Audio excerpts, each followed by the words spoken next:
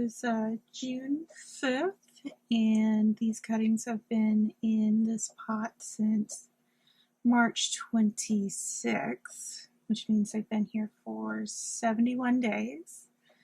And some of these cuttings are getting kind of large and crowding out the others, so I'm going to be pulling them out and seeing any root growth that we've got, and I'll move those out to soil and let this last cutting that is taking its time have some room and let it keep doing its thing.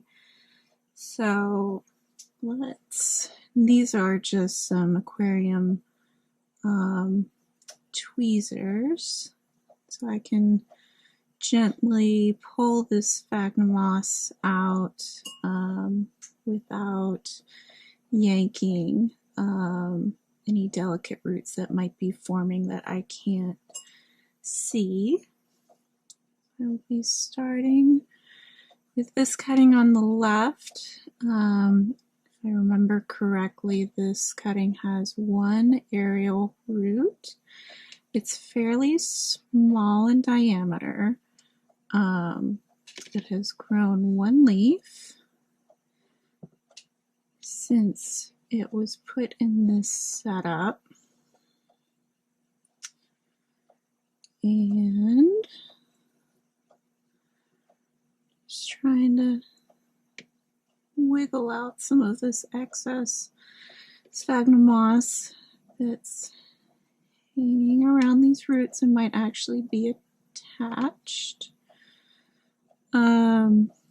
So I actually started this time lapse after I had initially put these cuttings in. I actually bought the GoPro after I bought the cuttings, so I actually bought it specifically to do this.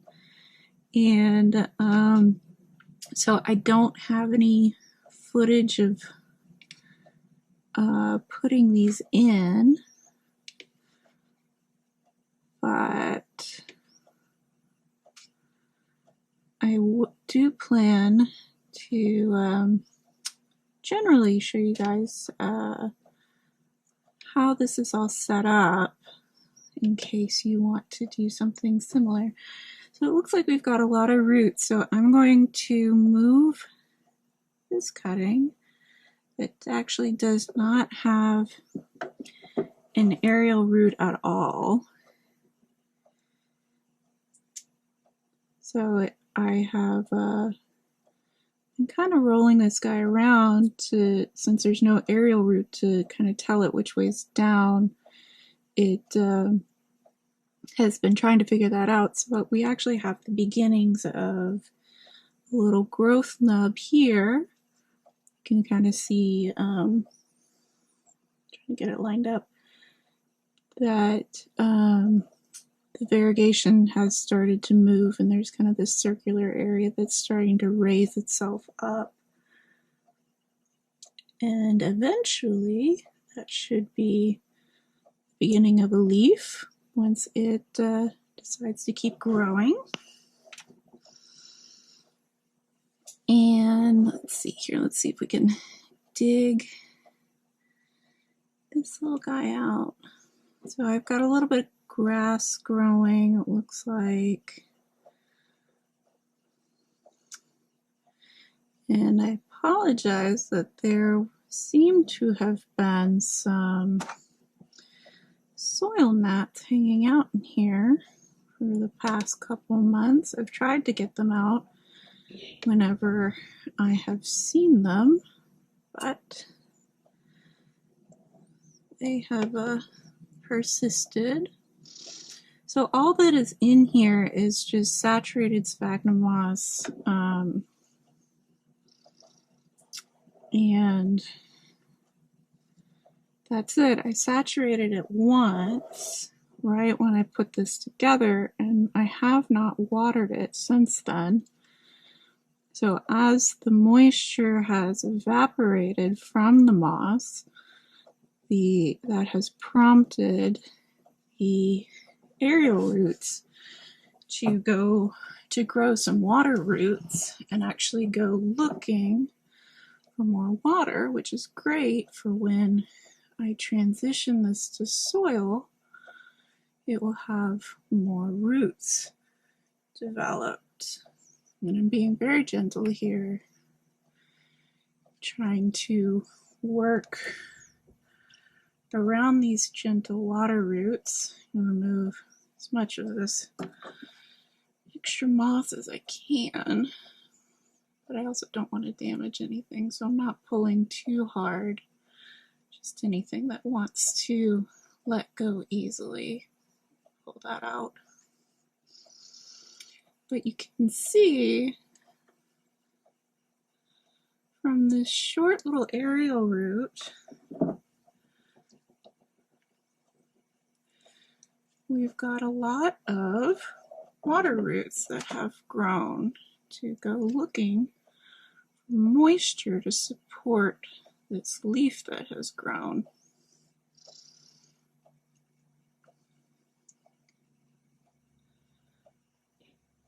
So I don't want to pull too hard. So some of these might stay just because it seems pretty well latched on. But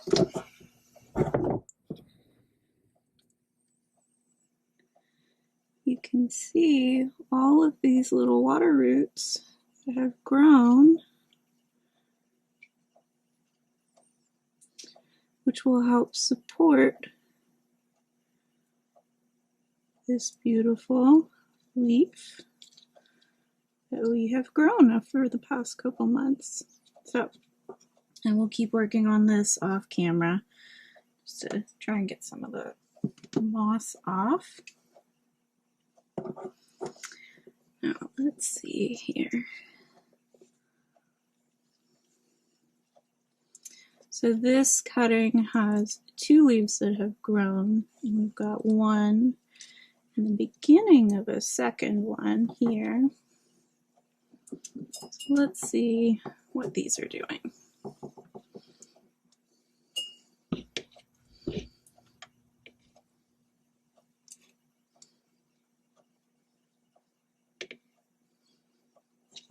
Looks like this one's going to be easier to pull out rather than this 2-leaf cutting alternate, so you can see a little bit better. But we have got, so this cutting, we have 1 leaf that has grown. That this cutting had 2 aerial roots, so it actually had a better means of getting moisture into the stem to promote growth, which is great. It's what we want.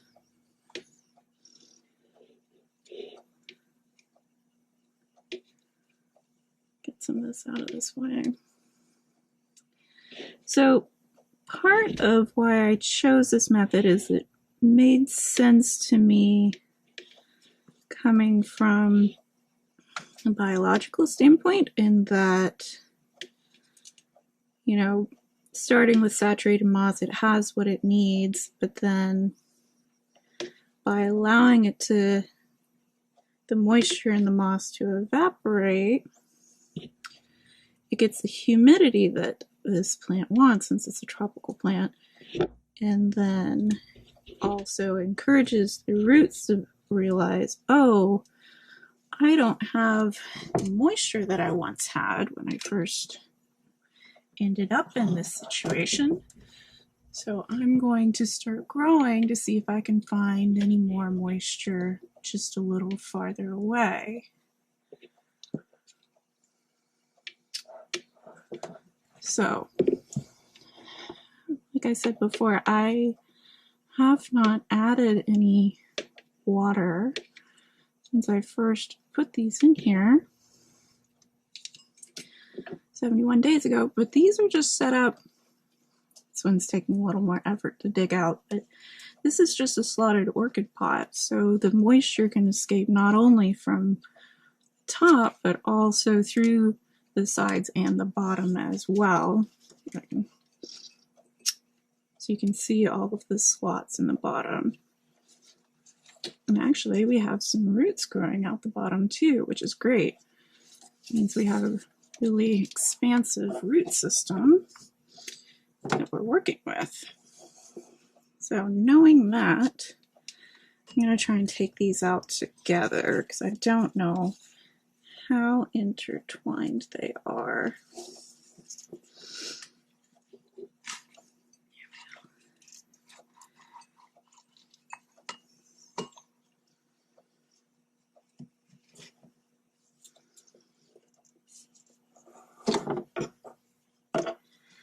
So you can actually see this larger cutting actually has the beginnings of a new aerial root growing, which is great.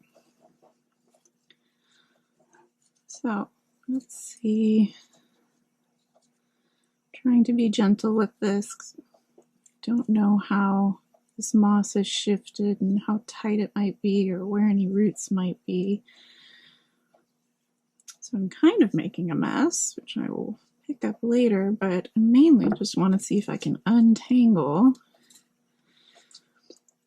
these two cuttings.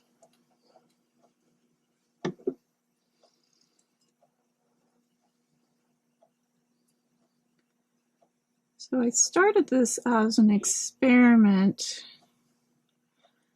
to myself, not really intending to really share this with anybody, but there's not a lot of information and kind of tracking of how stem cuttings grow and how they behave as far as actually being able to check in, other than, you know, photos and some general accounts of people making educated guesses on what the best way to do things are. So decided to kind of film this, thinking it might be useful for anyone else who might be thinking about using this growth method and propagation method.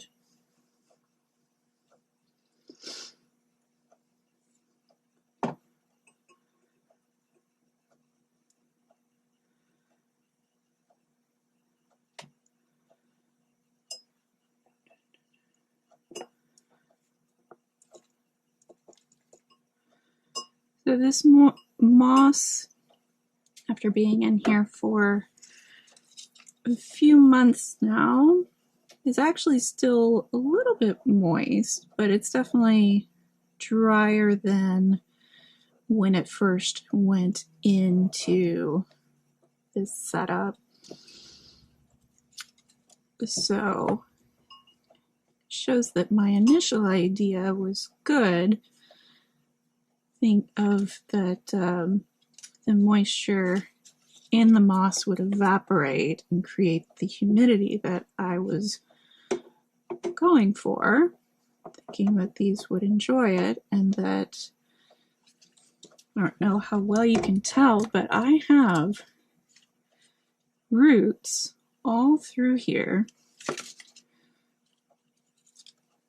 I've got roots here, interlacing all through here, so I am going to just sit and try to separate these as gently as possible, but we do have some beautiful leaf growth. Get that one. So I will work on separating these, speed this up, and come back.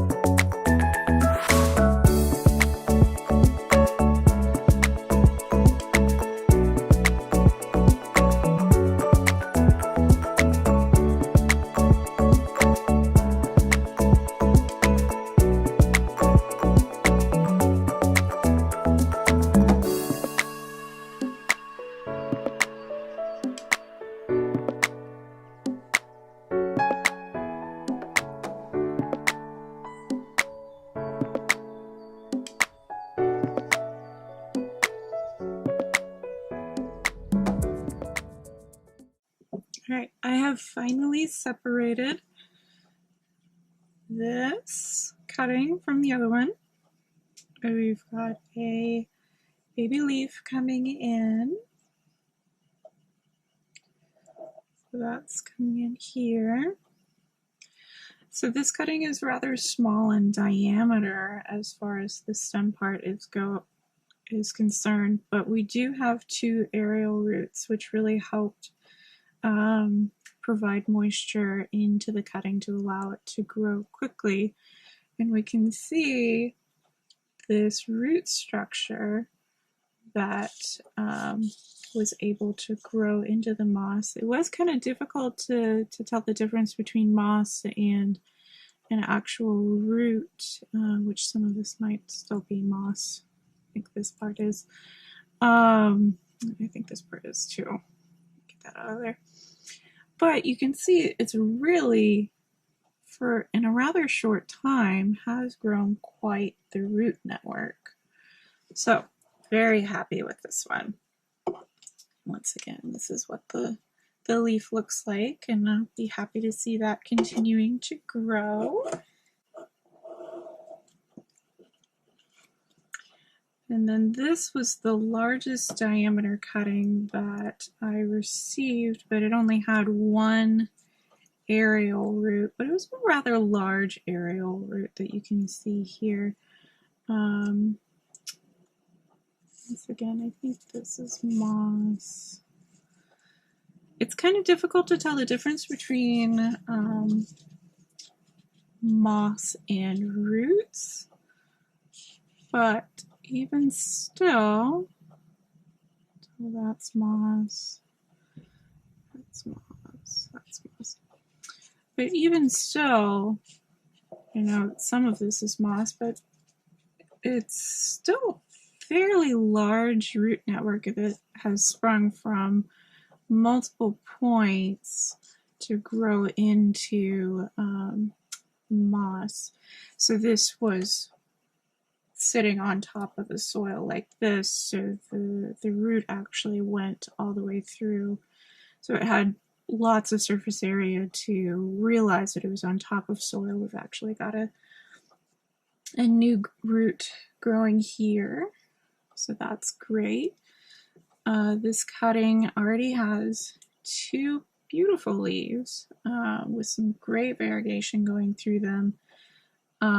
This one is the second leaf that just grew, and this is the first leaf.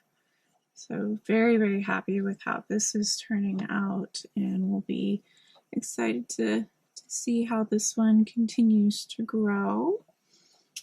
And let's clean up the first one.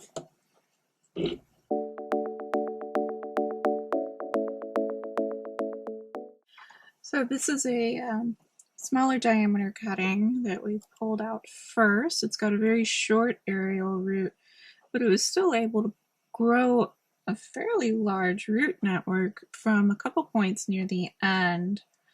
So I'm very happy with how that's turned out. It does seem like the diameter of the stem itself, as well as the size of the aerial root, really influence how quickly these stem cuttings take off, which makes sense as far as the amount of matter that is within these growth nodes and the water system that these roots, aerial roots, provide will influence how quickly it will be able to grow. So this one's a little, it's not as well shaped as the other leaves, but still quite nice.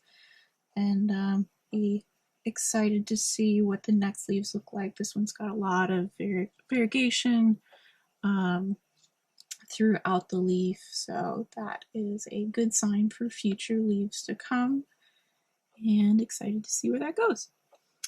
So since one stem still hasn't grown a leaf yet, what I'm going to do, so this is a large stem, which is great, but there is not an aerial root on it to help provide moisture. So what I am going to do is I'm going to set everything back up with the moss that I had been using already. I'm going to re-soak the moss, I believe, and set it back up and just let this guy keep going.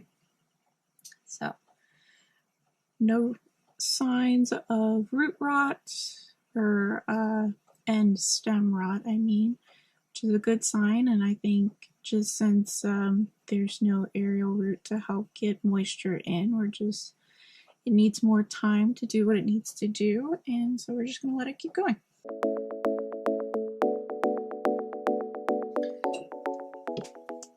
So since I have one stem that does not have an aerial root, I am going to essentially recreate what I did initially with setting up all of them and just kind of walk you through. So I have a slotted orchid pot. Could do a smaller one since this is going to be going long term. I like the idea of having a larger one so that there's more moisture to let this process keep going for a long time. If there's only a little bit of moss, it would eventually dry out much quicker than this amount of moss would. So essentially all I did with all of the cuttings at the beginning is I saturated the sphagnum moss, and this is just a bowl of water that I've put some of the previous moss in, and let it sit and soak, and pick up the wet moss, squeeze out the excess so that it is no longer dripping, and then sprinkle it in and just loosely let it fall in so it's not super densely packed, so that those roots can grow out without much fight. So I'll just keep doing this and refill it and get everything set back up.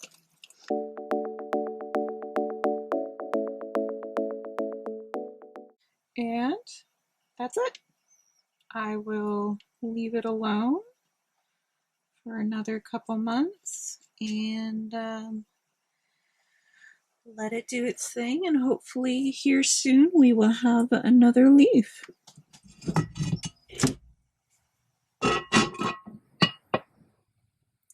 So that's it. I don't touch it. I don't water it. That's it. Just leave it be. It's under some grow lights that are on 24/7, and then some just ambient room light that obviously changes as the sun's up or down. And that's the entire setup. Thanks, guys.